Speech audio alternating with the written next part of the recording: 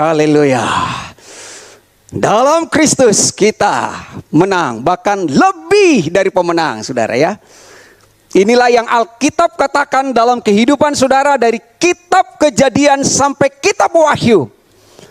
Ada satu alur cerita bahwa dari awal Tuhan menghendaki saudara hidup di dalam kemenangan.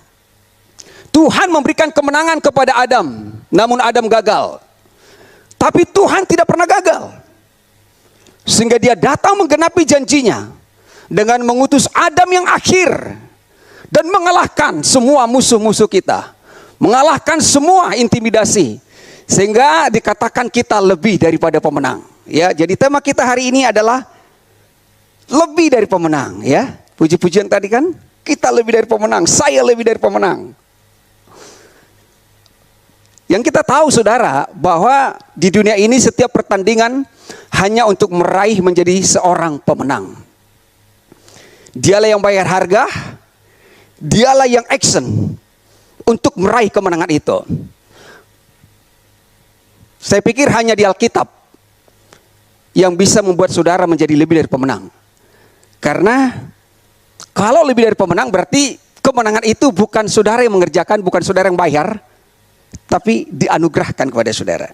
Mari kita lihat dari Roma pasal 8, bagaimana Paulus mengatakan dari Roma pasal 8 ini saudara sampai ayat 38 dari 31, namun kita mulai bedah satu ayat demi satu ayat.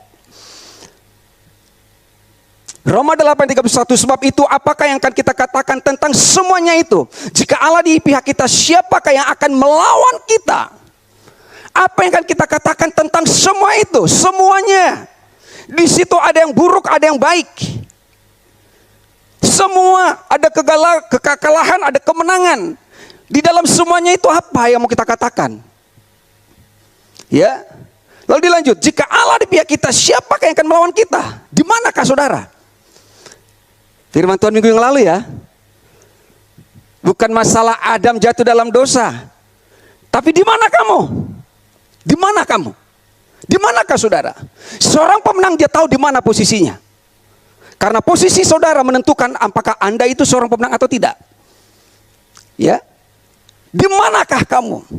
Itu poin yang penting sekali saudara. Saudara harus tahu di mana saudara. Jangan katakan aku di gereja, aku di Aksa Tower. Yes, secara fisik saudara. Tapi di manakah saudara? Di manakah kita? Itulah poin yang pertama.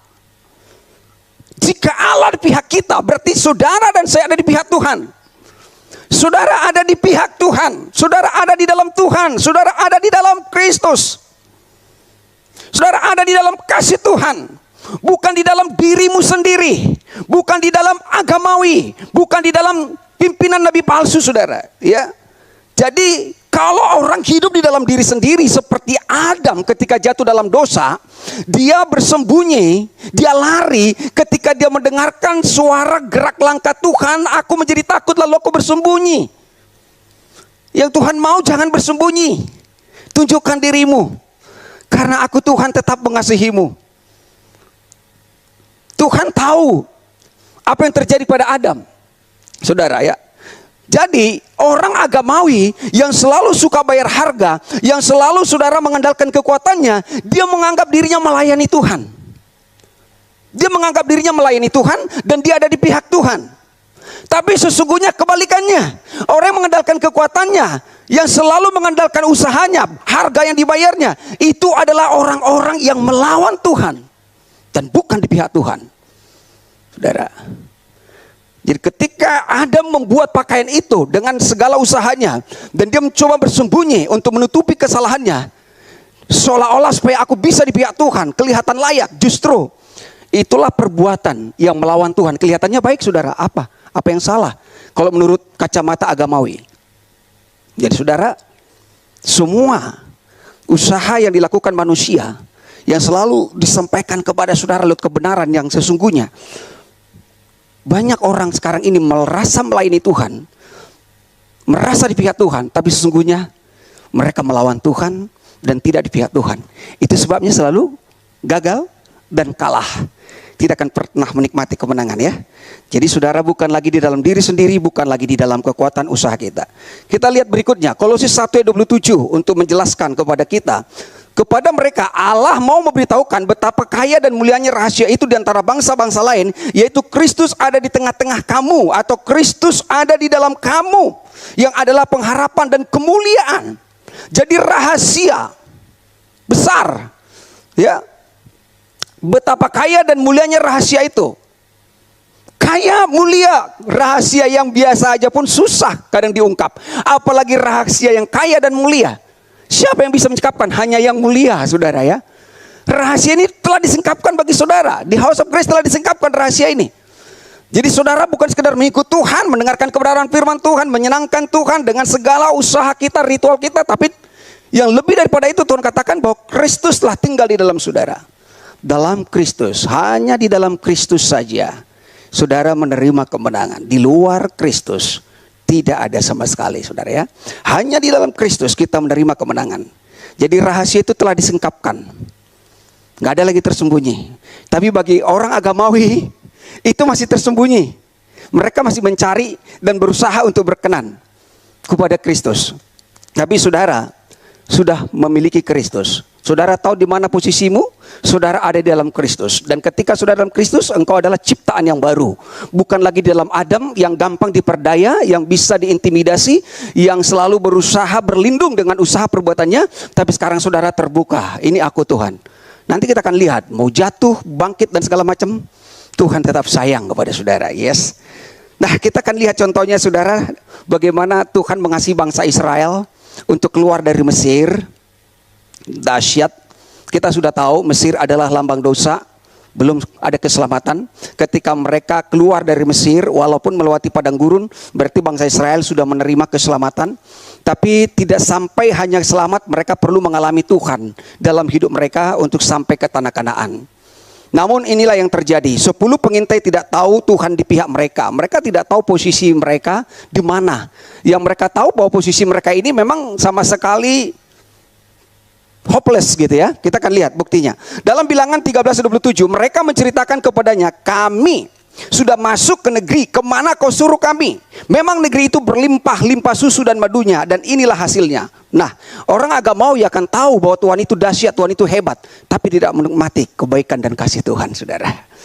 Ya, dia tahu kok berlimpah susu dan madunya. Hanya ya 28, bangsa yang diam di negeri itu kuat-kuat dan kota-kotanya berkubu dan sangat besar.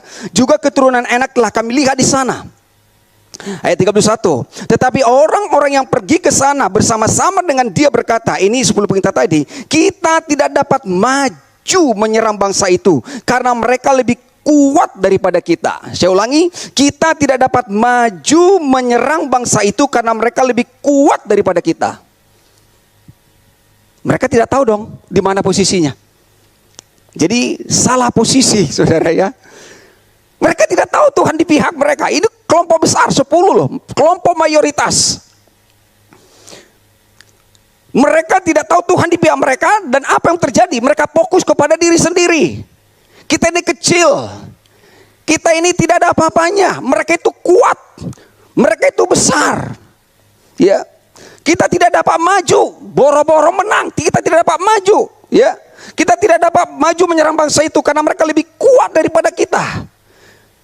Jadi mereka saudara fokus pada kekuatan sendiri, bukan kepada Tuhan dan kekuatan musuh. Jadi ini istilahnya saudara kalah sebelum berperang. Wah. Betapa banyak orang ada di dalam kondisi ini saudara ya. Yang selalu membesar-besarkan, oh kita mau pelayanan ke suatu daerah, kita harus ikat dulu orang kuatnya, kita harus doa puasa, kita harus doa peperangan. Anda fokus kepada kekuatan musuh, tidak fokus kepada karya Tuhan yang sudah mengalahkan musuhmu. Ya, jadi saudara, inilah orang-orang yang tidak tahu posisinya ada di dalam Tuhan. Di dalam Bilangan 13 kita lanjutkan ayat 32. Juga mereka menyampaikan kepada orang Israel kabar busuk tentang negeri yang diintai mereka dengan berkata, negeri yang telah kami lalui untuk diintai adalah suatu negeri yang memakan penduduknya, dan semua orang yang kami lihat di sana adalah orang-orang yang tinggi-tinggi perawakannya. Juga kami melihat di sana orang-orang raksasa, orang enak yang berasal dari orang-orang raksasa, dan kami lihat diri kami seperti belalang, demikian juga mereka terhadap kami. Ini lebih parah lagi, saudara. Jadi stadiumnya lebih tinggi. Ini harus dibawa ke Singapura nih. Saudara, yang mereka katakan apa? Di sana orang-orang raksasa. Kami lihat diri kami seperti belalang. Coba perbandingannya belalang dengan raksasa, itu sangat tidak sebanding, saudara. Betapa kita menista Tuhan. Kalau kita mengatakan kita percaya pada Tuhan, kita bilang kita seperti belalang, dan musuh seperti raksasa. Lalu apa yang mau dilakukan untuk mengalahkan musuh tadi, saudara? Itulah ritual-ritual agama dengan segala formula-formula untuk mengalahkan musuh. Padahal musuhmu sudah dikalahkan oleh Tuhan. Jadi 10 pengintai ini seperti orang agamawi. Jadi orang agamawi itu sukanya menyampaikan kabar busuk. Kamu tidak layak, tidak cukup perbuatanmu, kamu harus begini, kamu harus begitu. Itu kabar busuk, bukan kabar baik, saudara ya. Itu kabar busuk. Ya kamu sih, kenapa kamu sakit karena begini, kenapa kamu gagal karena begini, kenapa kamu susah karena begini. Selalu ada penuduhan, intimidasi, saudara. Itu kabar busuk, bukan kabar baik. Halo, itulah, saudara, kabar busuk. Terus apa lagi? Membesar-besarkan musuh. Membesar-besarkan musuh. Kalau kita membesarkan musuh, kita tidak melihat kebesaran kasih Tuhan, saudara. Kalau kita melihat kebesaran masalah kita, penyakit kita, kelemahan kita, kita tidak akan pernah bisa melihat kebesaran kasih Tuhan yang melampaui semua itu. Padahal apa yang lebih besar? Karena begitu besar kasih Allah akan dunia ini. Tidak ada yang lebih besar daripada kasih Tuhan. Lebih besar daripada dunia ini, saudara. Kasih Tuhan itu sebesar Tuhan itu sendiri. Tak terjangkau oleh pikiran kita. Inilah orang-orang, saudara, ini udah anak Tuhan loh, saudara ya. Tapi beginilah berita mereka. Message mereka itu kabar busuk dan membesar-besarkan musuh, sehingga fokus mereka adalah strategi peperangan dan bagaimana hidup saya untuk menaklukkan musuh saya. Sampai kapan saudara bisa menaklukkan? Berbeda dengan Mr. Joshua dan Kaleb. Nah, inilah posisi saudara ya. Yosua dan Kaleb. Kita lihat dalam Yosua dan Kaleb tahu kalau Tuhan di pihaknya, menyertainya. Ketika Tuhan bertanya, di mana kau Yosua dan Kaleb? Aku di pihakmu Tuhan. Selesai kan? Di mana kamu Joshua dan Kaleb? Aku di pihakmu. Aku tahu engkau yang mengalahkan musuh. Memang di sana ada orang enak, orang raksasa, tapi engkau yang mengalahkan. Gitu loh, saudara. Bilangan 14 ayat 6, tetapi Yosua bin Nun dan Kaleb bin Yefune yang termasuk orang-orang yang telah mengintai negeri itu mengoyakkan pakaiannya dan berkata kepada segenap umat Israel, negeri yang kami lalui untuk diintai itu adalah luar biasa baiknya. Ini kabar baik, saudara ya. Luar biasa baiknya. Kemudian, jika Tuhan berkenan kepada kita, maka Ia akan membawa kita masuk ke negeri itu dan akan memberikannya kepada kita, suatu negeri yang berlimpah-limpah susu dan madunya. Jadi lebih dari pemenang, ini adalah hanya bagi murid-murid Kristus, saudara. Murid-murid Kristus, merekalah yang disebut lebih daripada menang. Yosua dan Kaleb ini adalah murid Tuhan yang jauh sebelumnya sudah ada di perjanjian lama. Karena perjanjian lama sudah membicarakan tentang murid Tuhan. Nabi Yesaya mengatakan semua anak-anakmu akan menjadi murid Tuhan. Lalu dalam perjanjian baru Yesus mengatakan jadikan semua bangsa menjadi muridku. Ya, jadi murid Tuhan tahu bahwa Tuhan yang bekerja. Oke, murid Tuhan tahu, Joshua dan Kaleb sebagai murid Tuhan tahu bahwa Tuhan bekerja, bukan aku. Kalau kekuatanku memang aku tidak sanggup, tapi Tuhan yang bekerja. Dan kalau kekuatanku lalu aku bisa mengalahkan musuh, yang hebat saya, yang dimuliakan saya, yang tampil adalah saya. Tetapi aku tahu Tuhan yang bekerja. Tuhan yang membawa. Bukan karena kekuatan kita, bukan karena strategi perang kita bisa masuk ke tanah Kanaan. Tetapi Tuhan yang berperang dan Tuhan yang membawa kita ke sana. Itulah luar biasanya saudara. Sejauh ini saudara mengalami kasih Tuhan, siapa yang bawa? Tuhan. Ya. Tuhan yang bekerja, Tuhan yang membawa, kemudian Tuhan yang memberikan. Saudara tidak perlu merampas. Tuhan berikan. Itulah murid saudara ya. Itulah murid. Tuhan berikan. Tuhan memberi. Ketika 5.000 orang makan, siapa yang memberikan? Tuhan memberikan. Siapa menggandakan? Tuhan menggandakan. Terus apa yang dapatkan murid? Murid dapat 1 bakul masing-masing ya. Jadi lebih daripada orang yang hanya sekedar mendengarkan kabar baik saudara. Jadi murid Tuhan tahu bahwa Tuhan bekerja, Tuhan membawa, dan Tuhan yang memberikan. Itulah yang disebut lebih dari pemenang. Itulah yang dialami oleh Joshua dan Kaleb. Kita lihat lagi di dalam Bilangan 14 ayat yang ke-9. Hanya janganlah memberontak kepada Tuhan dan janganlah takut kepada negeri itu, sebab mereka akan kita telan habis. Wah, ini kabar baiknya saudara. Kita telan habis. 10 mengatakan, oh kita akan ditelan. Ya raksasa pasti menelan belalang. Kecil banget saudara ya. Gak terasa malah. Cuma belalang. Tapi Yosua dan Kaleb mengatakan kita akan telan. Bukan sekedar ditelan, hanya kepalanya, ekornya habis. Ya, habis. Jadi nabi palsu itu harus habis. Oke. Yang melindungi mereka sudah meninggalkan mereka, sedang Tuhan menyertai kita. Ini saudara ya. Yang melindungi mereka, orang-orang kuat mereka sudah meninggalkan mereka, tetapi Tuhan menyertai kita. Janganlah takut kepada mereka. Jangan takut. Jangan takut. Akibat dosa pertama adalah takut. Adam menjadi takut, merasa tidak layak, merasa kurang, dan semua. Jangan takut kepada mereka. Lalu segera umat itu mengancam hendak melontari kedua orang itu dengan batu. Lihat saudara, bagaimana reaksi bangsa Israel yang lebih percaya kepada 10 pengintai yang menyampaikan kabar busuk.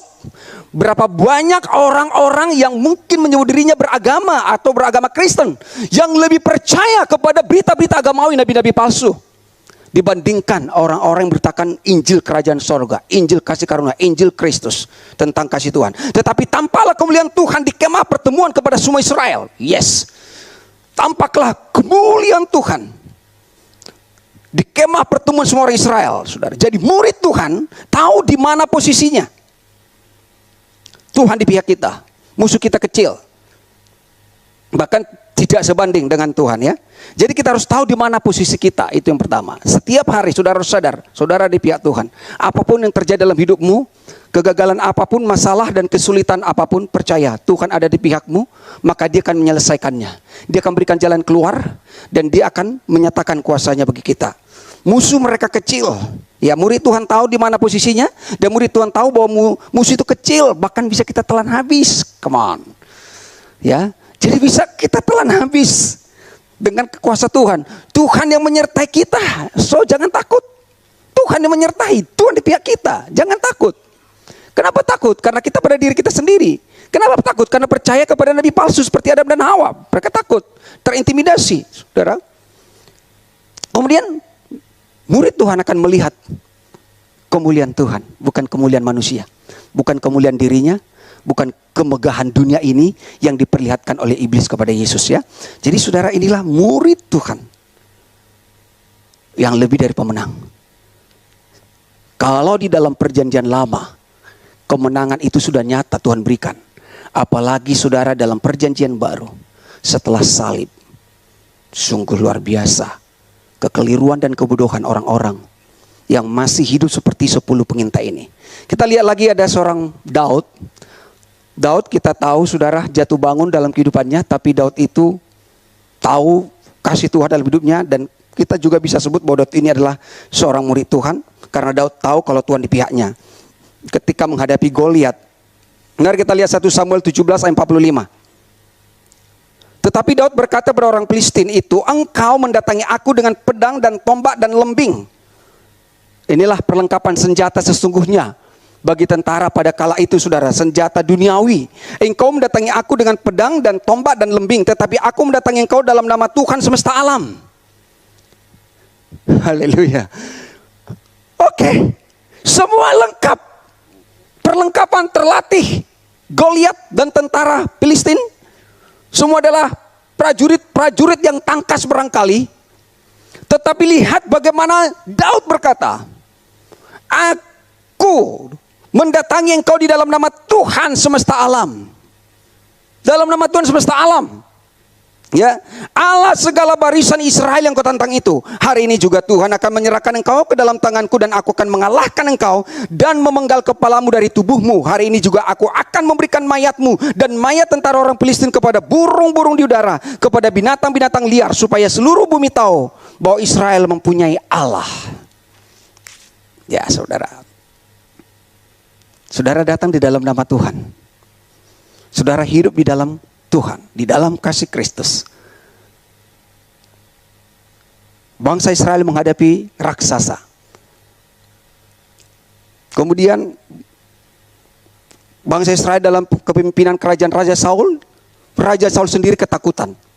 Semua tentara lari, saudara. Padahal Daud waktu itu masih sweet 17, ya.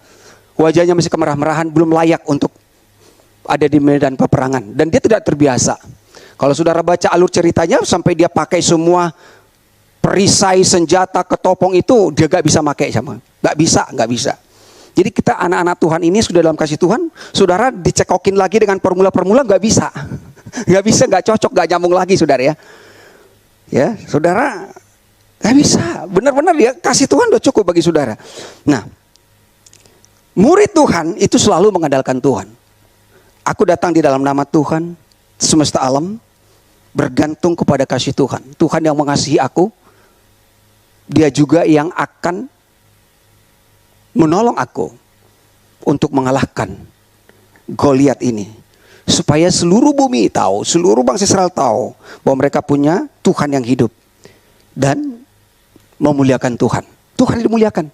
Jadi bukan kehebatan dia yang diarak-arak. Oh, Daud hebat mengalahkan Goliat. No, selalu kembali kepada Tuhan. Itulah murid Tuhan, saudara. Dari Tuhan kepada Tuhan, bagi Tuhan.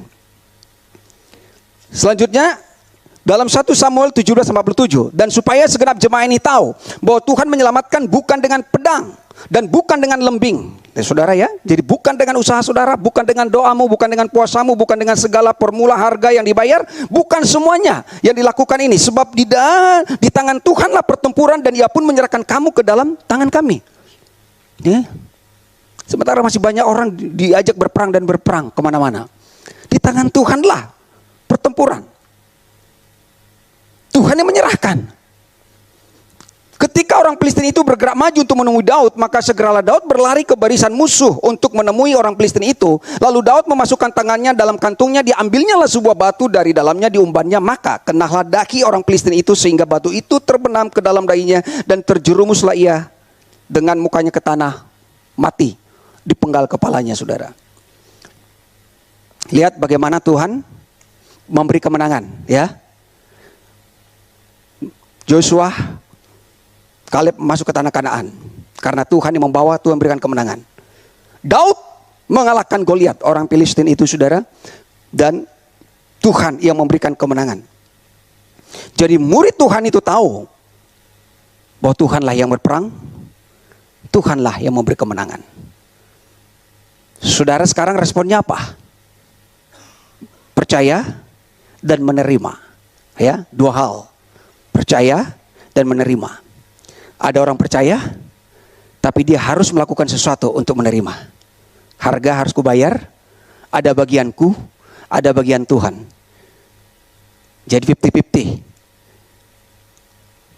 Tapi yang Tuhan katakan, Tuhan yang maju, Tuhan berperang, Tuhan menyerahkan, saudara percaya, terima, selesai. Itulah murid, saudara ya. Itulah yang menerima kemenangan, itulah yang mengalami kemenangan. Dalam Roma 8:32, itu masih ayat 1 tadi ya. Tuhan sangat mengasihi kita. Tuhan sangat mengasihi kita. Ia yang tidak menyayangkan anaknya sendiri, tetapi yang menyerahkannya bagi kita semua. Bagaimanakah mungkin Ia tidak mengaruniakan segala sesuatu kepada kita bersama-sama dengan Dia? Jadi Yesus yang telah diserahkan bagi kita semua, Jadi begini, Yesus telah membayar harganya dengan lunas. Yesus telah membayar harganya dengan lunas. Tidak ada lagi yang harus saudara cicil. Tidak ada yang harus saudara bayar. Yesus sudah membayar dengan lunas. Kita tidak bisa bayar apa-apa pun. Hanya percaya dan menerima. Yesus telah membayarnya dengan lunas. Dan hanya di dalam Kristus kita menerima segala sesuatu yang dikaruniakan Bapa. Dalam perumpamaan pokok anggur, di luar aku, kamu tidak dapat berbuat apa-apa. Di dalam aku, kamu akan berbuah banyak. Jadi saudara, hanya di dalam Kristus. Kristus. Ya, saudara dapatkan semuanya. Bapa sudah mengaruniakan. Itulah status saudara, itulah posisi saudara ada di dalam Kristus. Dalam 2 Petrus 1 ayat 3. Karena kuasa ilahinya telah menganugerahkan kepada kita segala sesuatu yang berguna untuk hidup yang saleh oleh pengenalan kita akan Dia yang telah memanggil kita oleh kuasanya yang mulia dan ajaib. Dengan jalan itu Ia telah menganugerahkan kepada kita janji-janji yang berharga dan yang sangat besar. Haleluya. Janji-janji yang berharga dan sangat besar supaya olehnya kamu boleh mengambil bagian dalam kodrat ilahi dan luput dari hawa nafsu duniawi yang membinasakan dunia. Jadi untuk apa Yesus dianugerahkan oleh Bapa? Supaya saudara menerima segala sesuatu. Untuk apa Yesus membayar harganya? Supaya saudara tidak membayar apa-apa lagi, karena memang kita tidak bisa membayar apa-apa. Supaya saudara bisa percaya dan menerima. Kemudian saudara hidup di dalam kesalehan. Kesalehan menurut Kristus, bukan soleha. Ya, banyak istilah agama, soleha, saleh, pisang saleh, dan lain sebagainya ya. Bukan saudara ya. Jadi kehidupan yang saleh itu adalah mengenal Tuhan yang mengasihi. Jadi saya pikir, oh agamawi, sopan, etika tinggi, attitude-nya bagus, berpakaiannya, semua itu yang kita lihat. No. Saleh itu berarti hidup saudara berpadanan dengan Injil. Saudara mengenal Tuhan itu adalah kasih. Itulah kesalehan saudara yang sesungguhnya. Jadi tidak tergantung kepada penampilan luar fisik kita. Karena agama hanya bisa menampilkan yang luarannya saja saudara. Apa janji yang berharga dan sangat besar? Janji itu sangat berharga, berarti sangat penting. Besar lagi saudara. Jadi bukan Goliatnya yang besar. Bukan orang Kanaan suku Enak itu yang besar. Janji Tuhan yang besar. Janji Tuhan yang besar. Janji yang berharga dan sangat besar. Apa itu? Saudara mengenal God is love. Itulah semua isi janji Tuhan. Banyak orang mengklaim janji Tuhan. Aku sembuh, aku diberkati. Tidak baik manusia itu seorang diri. Apalagi setiap tanah yang diinjak telah menjadi milik pusakamu. Tuhan yang mengangkat. Tidak ada yang bisa merendahkan. Tuhan sudah membuka, tidak bisa menutup. Banyak deklarasi-deklarasi semua saudara. Capek. Ada yang ketinggalan, ada yang kelupaan. Tapi ketika saudara tahu bahwa janji yang berharga sangat besar itu, saudara tahu dan mengenal Tuhan adalah kasih. Aku boleh jatuh, aku boleh kotor, tapi kasih Tuhan menutupi semuanya itu, membasuh, memulihkan, menghibur saudara. Dalam Roma 8 ayat 33, siapakah yang akan menggugat orang-orang pilihan Allah? Jadi ini ya saudara, rentetannya orang lebih dari pemenang itu tahu bahwa Tuhan itu adalah kasih, Tuhan itu mengasihi, itu orang pemenang. Kalau enggak saudara kan jatuh bangun, up and down ya. Kemudian siapa yang akan menggugat orang-orang pilihan Allah? Allah yang membenarkan mereka, siapa yang akan menghukum mereka? Siapa yang menggugat? Khotbah siapa itu? Khotbah orang agamawi kan? Kamu ini kurang layak, kamu sudah berdosa, kamu gak bayar ini, kamu gak beri ini. Siapa yang menggugat? Siapa yang menghukum? Siapa yang mendisiplin? Siapa yang skor? Siapa? Itu semua agamawi saudara. Agamawi yang menghukum. Tidak ada yang bisa menggugat saudara sebagai orang-orang lebih dari pemenang. Tuhan yang telah membenarkan kita. Tidak ada yang bisa menghukum kita. Demikianlah sekarang tidak ada penghukuman bagi mereka yang ada di dalam Kristus Yesus. Sekali lagi, di dalam Kristus. Kemenanganmu hanya dalam Kristus. Tanpa Kristus tidak ada, saudara. Tidak ada penghukuman, tidak ada intimidasi, tidak ada tekanan. Di dalam Kristus Yesus, saudara sudah menerima kemenangan yang sempurna. Itu sebabnya kita disebut lebih dari pemenang. Tidak ada lagi yang menggugat kita. Tidak ada yang mendakwa, saudara. Tidak ada yang mengintimidasi kita lagi sebenarnya. Tapi ya, pikiran ini kadang-kadang menjadi lawan saudara. Itu sebabnya dikatakan oleh Paulus juga dalam Roma pasal 12, berubah oleh pemberemu-mu, ya, pikiran yang baru, hati yang baru, pikiran Tuhan, hati Tuhan, memikirkan apa yang pikiran Allah, bahwa Tuhan selalu mengasihiku. Roma 8 ayat 34. Kristus Yesus yang telah mati, yes, dia telah mati untuk saudara dan dia bangkit supaya saudara tidak mati. Bahkan lebih lagi, yang telah bangkit, ya. Jadi Yesus bukan hanya mati tapi dia bangkit, itu sebabnya itulah buktikan bahwa dia Tuhan yang juga duduk sebelah kanan Allah, yang malah menjadi pembela kita. Haleluya. Tuhan tidak pernah menuduh saudara. Tuhan tidak pernah mendakwa saudara. Dia pembela saudara. Pembela. Pengacara kita, ya, pembela kita, saudara. Dan pasti menang. Coba dari kisah-kisah yang saudara temukan di Alkitab. Anak manusia datang bukan untuk menghukum, melainkan untuk menyelamatkan. Bukan orang sehat yang membutuhkan dokter, melainkan orang sakit.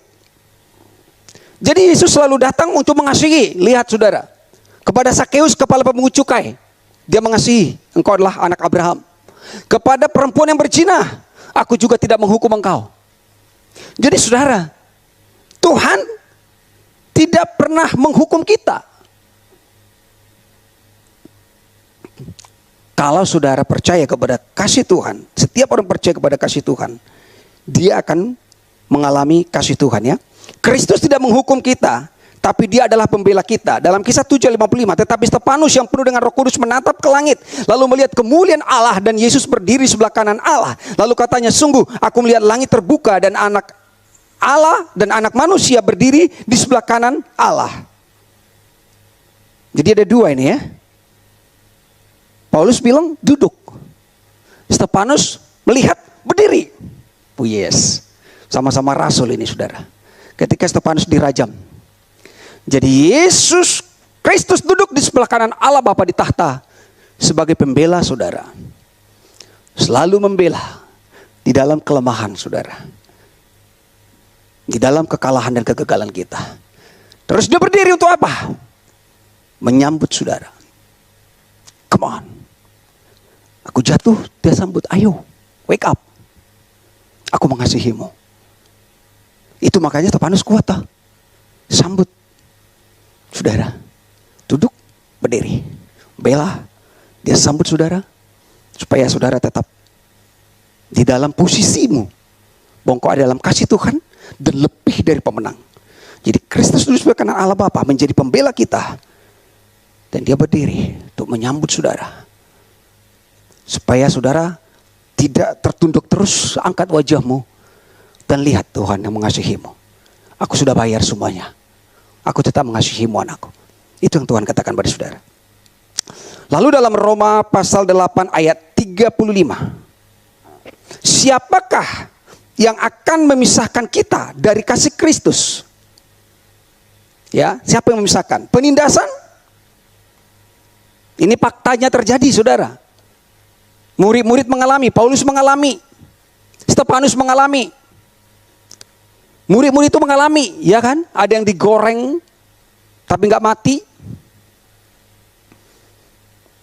Saudara, ada yang mengalami penindasan, kesesakan, penganiayaan, kelaparan, ketelanjangan, bahaya, atau pedang. Ada. Mereka alami saudara. Tapi saudara, ditegaskan bahwa tidak ada yang dapat memisahkan kita dari kasih Kristus. Kita tidak bisa menghindari, tetapi karena kasih Kristus menguatkan saudara, maka kita akan bisa melewati semuanya itu. Karena Tuhan katakan kita lebih dari pemenang. Kita tidak gagal di sini kalau kita fokus pada kasih Tuhan. Ya, dalam Daud jauh sebelumnya saudara udah pernah mengalami itu loh saudara ya. Sudah mengalami sehingga apa yang terjadi sekarang ini dan di masa-masa Rasul dan murid itu memang kejadian yang berulang saudara. Mazmur 23:4, sekalipun aku berjalan di dalam lembah kekelaman, aku tidak takut bahaya, sebab engkau besertaku, gadamu dan tongkatmu itulah yang menghibur aku. Jadi kita nggak bisa menengking dalam nama Yesus, lembah kekelaman, keluar, nggak bisa. Ada kalanya saudara melewati lorong-lorong itu, tapi dikatakan saudara, itu bayang-bayang maut ya. Bahasa aslinya itu adalah bayang-bayang maut, bayang-bayang kematian. Artinya tinggal selangkah lagi kepada kematian. Udah deh. Ya mati aja lah, kira-kira begitu. Kalau pikiran manusia. Tapi Daud mengatakan, walaupun aku melewati lembah bayang-bayang maut, rasanya tidak mampu, kok sepertinya sendiri ya. Kok ini tekanannya kok nggak habis-habis. Bertubi-tubi, pekerjaan, di keluarga, di mana-mana, mungkin mengalami diserang dari mana-mana saudara. Tapi yang saudara harus selalu ingat bahwa Tuhan itu selalu menyertai kita. Dan Tuhan di pihak kita, dan kita ada di pihak Tuhan. Kenal lah, tahu posisi saudara di mana. Sehingga kita bisa lewat. Kalau kita gak lewat berarti kita gak menang. Kita bisa melewati, bukan karena apa-apa, bukan karena kuat kita, tapi karena Tuhan, karena gadanya, karena tongkatnya. Ya. Gada itu seperti pentung. Jadi gada itu bukan untuk domba, tapi untuk musuh yang mencoba mengganggu domba. Itu. Tapi kalau tongkat itu ada lekukannya, tongkat itu untuk domba. Jadi ketika dombanya tergelincir, tinggal ditarik gitu loh saudara. Tapi kalau pendeta, gada juga dibuat itu memukul jemaat. Supaya naik persembahan. Jadi saudara, gadamu artinya ada musuh, tak Tuhan yang kalahkan. Aku jatuh, Tuhan angkat kembali. Kita lihat lagi saudara ya. Oke, dalam Roma 8 ayat 36. Oh belum, masih di sini. Tidak ada yang dapat memisahkan kita dari kasih Kristus, masih dalam Mazmur 37 ayat 23. Tuhan menetapkan langkah-langkah orang yang hidupnya berkenan kepadanya. Apabila ia jatuh tidak sampai tergeletak sebab Tuhan menopang tangannya. Perjalanan kita gak ada yang mulus 100%. Kalau ada testimoni, oh setelah aku ikut Tuhan gak pernah jatuh, terus naik. Puji Tuhan. Ya kita terus naik, gak bisa lagi naik ke atas, sudah mentok di sini. Pasti ada saudara. Ya, Tuhan menetapkan langkah-langkah orang hidupnya berkenan. Walaupun jatuh tidak tergeletak. Itu kan. Siapa tidak pernah jatuh sobat? Walaupun jatuh tidak tergeletak. Sebab apa? Sebab tangan Tuhan menopangnya. Tuhan yang menopang tangannya. Jadi bukan karena kekuatannya. Bukan karena dia jago bela diri gitu saudara. Sehingga waktu jatuh udah pasang kuda-kuda duluan. Bukan. Tuhan yang menopang tangannya. Kita jatuh, kita bisa jatuh, tapi tangan Tuhan akan menopang kita. Wow, inilah orang-orang yang disebut lebih dari pemenang. Aku jatuh, tapi Tuhan menopang aku. Kemudian di dalam Amsal 24:16, sebab 7 kali orang benar jatuh, namun ia akan bangun kembali. Tetapi orang fasik akan roboh dalam bencana. Yes, 7 kali orang benar jatuh. Orang benar loh. Petrus pernah jatuh loh. Nyangkal Yesus. Filipus, di mana kita mau beli roti untuk 5.000 orang? Semua. Tapi lihat saudara, 7 kali orang benar itu jatuh, namun dia akan bangun kembali. Bangun loh saudara. Jadi kita bisa jatuh tapi Tuhan akan membangunkan. Menopang, membangunkan. Jadi jatuh tadi nggak sampai tergeletak ya. Belum sampai landas. Belum landing nih, langsung ditopang. Tapi ini sudah landing saudara, udah sekarat, tapi Tuhan bangunkan kembali. Keren lah banget saudara ya. Itulah kasih Tuhan bagi saudara saya. Haleluya. Jadi jangan larut dalam keadaanmu saudara. Tidak usah terlalu sensi lah ya, baper. Jalani aja nggak apa-apa. Gagal kali ini, besok masih ada kok. Putus, tak apa-apa. Tuhan gantikan lebih baik lagi, ya. Jadi selalu ada harapan saudara. Roma 8:36. Seperti ada tertulis, oleh karena engkau kami dalam bahaya maut sepanjang hari kami telah dianggap sebagai domba-domba sembelihan. Ya. Jadi sebagai domba-domba sembelihan saudara. Ini nih, sebagai murid-murid kita bisa mengalami ini. Matius 10:16, lihat aku mengutus kamu seperti domba ke tengah-tengah serigala. Sebab itu hendaklah kamu cerdik seperti ular dan tulus seperti merpati. Jadi kita ini seperti domba, diutus di tengah serigala. Domba itu, ya udah jelas gak bisa ngelawan serigala. Tapi jangan takut, karena bukan domba itu nggak berperang, domba itu nggak berusaha untuk menjaga dirinya, gitu saudara. Dia nggak bisa menjaga dirinya, membela dirinya. Makanya domba itu bisa tersesat. Gembalanya lah yang bertanggung jawab untuk menjaga, melindungi domba itu. Makanya tadi ada gada, ada tongkat. Jadi saudara sebagai domba, ya saudara harus bergantung kepada kasih Tuhan. Bukan aku yang mengalahkan serigala ini. Tapi begitu melihat serigalanya, wow besar, seperti 10 pengintai, seperti tentara Israel. Oh dia ini Goliat besar sekali, kita nggak bisa melawannya. Nah itu saudara, domba juga melihat serigala pasti takut. Tapi kalau saudara dalam kasih Tuhan, lihat dalam Yohanes 16:13, semuanya itu kukatakan kepadamu supaya kamu beroleh damai sejahtera, supaya kamu beroleh damai sejahtera dalam aku. Jadi dalam sejahtera itu hanya dalam Kristus. Dalam dunia kamu menderita penganiayaan, tapi kuatkanlah hatimu, aku telah mengalahkan dunia. Siapa yang mengalahkan dunia? Saudara? Ayo kita merapatkan barisan. Dosa malaman mengalahkan? Tidak. Aku telah mengalahkan dunia. Ingatlah, sadarlah bahwa dunia telah dikalahkan oleh Kristus. Walaupun engkau seperti domba di tengah serigala, aku telah mengalahkan dunia. Kristus telah mengalahkan dunia. Kita lebih dari pemenang. Kristus telah mengalahkan nabi-nabi palsu. Kristus telah mengalahkan ajaran-ajaran agamawi yang mendoktrin kita, teologi buatan manusia. Dia sudah mengalahkan itu sebenarnya. Tinggal saudara mau keluar nggak dari keadaan itu saudara. Ya, itu yang Tuhan lakukan bagi saudara. Dalam Roma 8 ayat 37.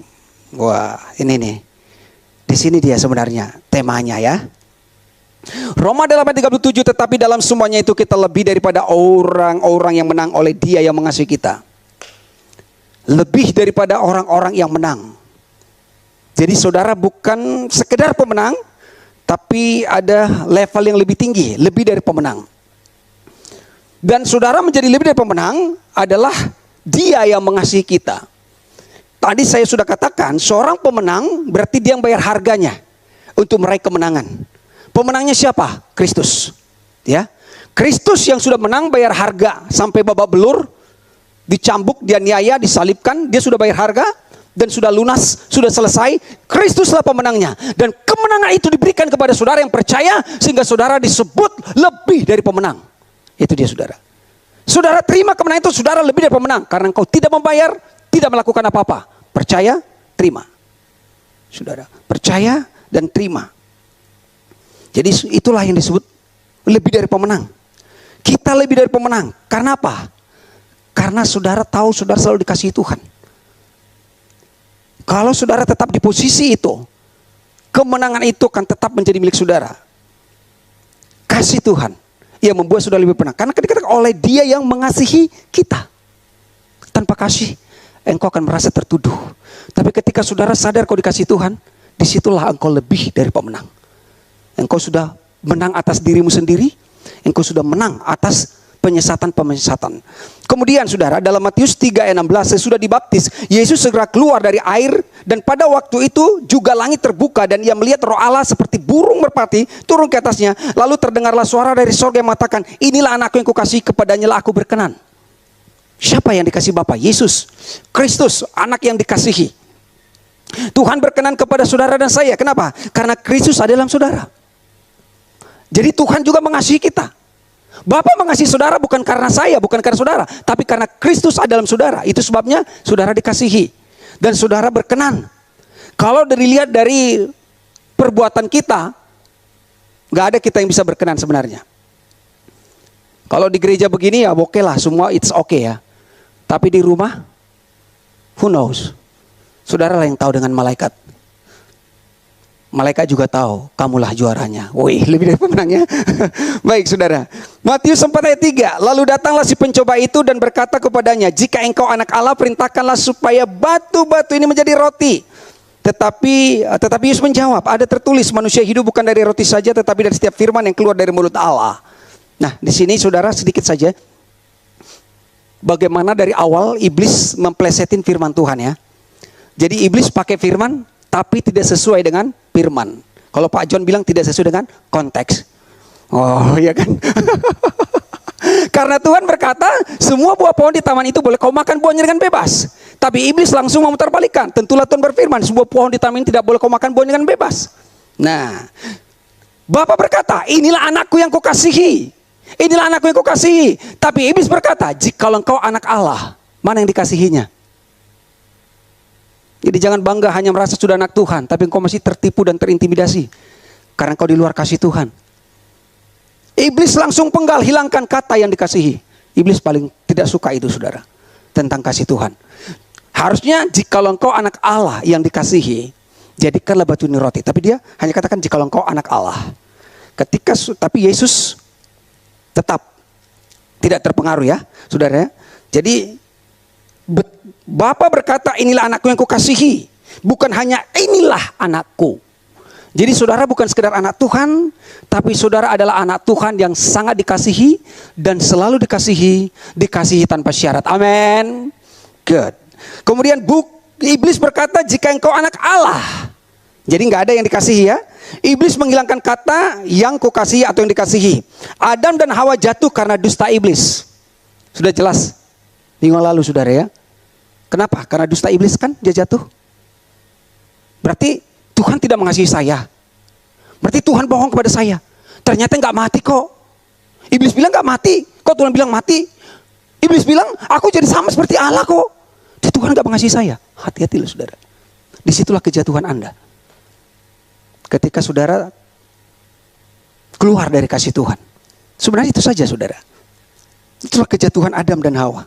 Ingat, kita selalu dikasihi Tuhan. Selalu dikasihi Tuhan. Terakhir, oke.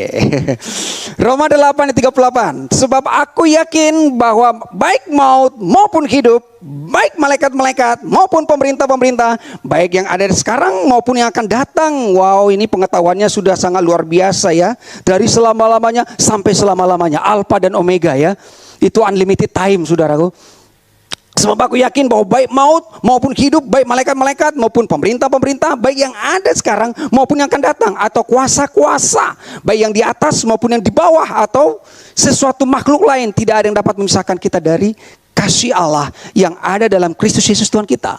Ingat, selalu dikatakan dalam Kristus Yesus Tuhan kita. Siapa Tuhanmu? Kristus. Orang bilang Yesus bukan Allah, terserah. Tapi Kristus adalah Tuhan, dialah Bapa Allah kita yang mengasihi kita ya. Jadi tidak ada yang dapat memisahkan kita dari kasih Tuhan. Kenapa? Karena kita telah tinggal di dalam Kristus. Tinggal di dalam kasih Kristus. Maut, hidup, malaikat, apapun tidak bisa. Mau iblis, karena iblis adalah malaikat yang jatuh saudara ya. Kita simpulkan saudaraku. Kita lebih dari pemenang, artinya saudara tahu di mana posisi saudara. Tidak apa-apa, walaupun kita sedang gagal, tapi ingatlah selalu dalam Tuhan. Jadi saudara datang kepada Tuhan, jangan lari ya. Adam itu bersembunyi, anaknya juga yang namanya Kain, ketika ditegur Tuhan, dia lari gitu saudara. Saudara datang kepada Tuhan. Kalau Daud enggak, ketika ditegur, ini aku. Kalau mati, matilah. Kepada Nabi Nathan, tapi Tuhan bilang kau tidak mati. Dia membasahi ranjangnya hanya dengan penyesalan, tapi dia tidak menjauh dari Tuhan ya. Kita tahu bahwa Tuhan telah mengalahkan musuh kita, bukan saudara yang mengalahkan. Saudara tahu bahwa Tuhan yang memberi kemenangan. Bukan usaha perjuangan kita. Kita bisa jatuh ya. Kita bisa jatuh, tapi Tuhan akan menopang kita dan membangunkan kita. Jangan tinggal dalam kejatuhanmu sendiri. Tuhan menopang dan mengangkat. Yang lebih dari pemenang itu selalu sadar bahwa dia selalu dikasihi Tuhan. Dia tahu bahwa tidak ada yang bisa memisahkan dia dari kasih Kristus. Dan selalu tinggal di dalam kasih Kristus. Itulah yang disebut lebih dari pemenang. Pencapaian saudara 0. Tuhan yang melakukan semuanya. Saudara hanya menerima. Haleluya. Kita berdoa. Tetapi di dalam semuanya itu, kami lebih daripada orang-orang yang menang oleh Kristus yang telah mengasihi kami. Bapa yang telah menganugerahkan Kristus kepada kami. Dia jugalah yang mengaruniakan segala sesuatu kepada kami bersama-sama dengan Kristus. Bukan kami yang berperang, tetapi Tuhanlah yang berperang. Bukan kami yang merebut, tetapi Tuhanlah yang memberikan. Biarlah kami selalu sadar bahwa Tuhan selalu mengasihi kami. Kami bisa jatuh, Engkau akan menopang. Kami bisa jatuh tergeletak, tapi Tuhan akan membangunkan kami. Tuhan Yesus, kami bersyukur bahwa kami Tuhan jadikan lebih daripada pemenang karena kasih-Mu, dan kami tahu di mana posisi kami. Kami ada di dalam kasih-Mu, kami ada di dalam tangan-Mu, kami ada di dalam kerajaan-Mu, kami ada di dalam rancangan-Mu Tuhan. Terima kasih, diberkatilah semua anak-anak-Mu ini sebagai orang-orang yang telah lebih dari pemenang. Hanya di dalam nama Yesus kami berdoa dan mengucap syukur. Amin.